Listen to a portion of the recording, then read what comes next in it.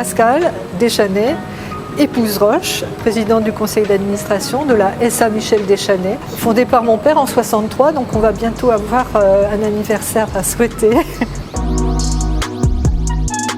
Nous transformons tout ce qui est en verre absolument, depuis les miroirs jusque les produits feu, les produits par balle, le vitrage isolant, le triple vitrage, absolument tout. Nous faisons venir des camions de l'industrie du verre, type Saint-Gobain par exemple.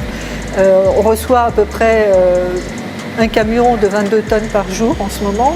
Ensuite, ces verres sont découpés, assemblés en vitrage isolant. Ça part ensuite chez nos clients qui sont les menuisiers, métalliers, serruriers, agenceurs, vérandaliers, etc.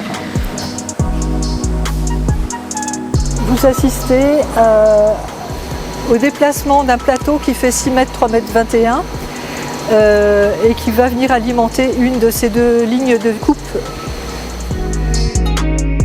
Nous avons 2 bâtiments de 2500 m² et ça occupe 22 personnes dans l'entreprise.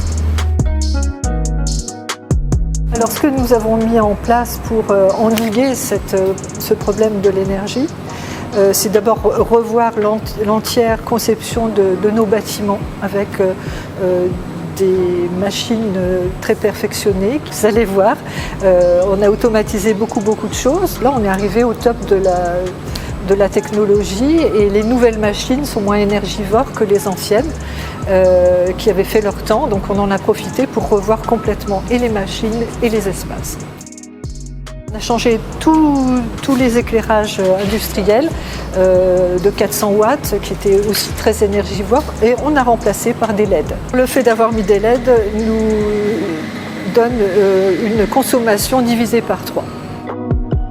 On a réalisé dans notre nouvel investissement un local spécifique pour l'air comprimé.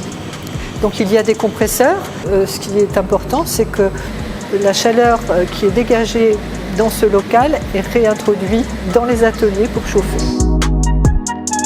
J'aimerais bien pouvoir en mettre des panneaux solaires éventuellement, oui, ça il faut qu'on se renseigne bien sûr, mais végétaliser effectivement, créer de l'ombre c'est important aussi. C'est une volonté économique et écologique bien sûr. Puisque c'est une entreprise qui a 60 ans. On a vécu des problèmes d'électricité, des coupures d'électricité, des coupures d'eau, voire des choses pires. Mais on est toujours là. Donc on va y arriver, il faut garder son moral et sa bonne humeur.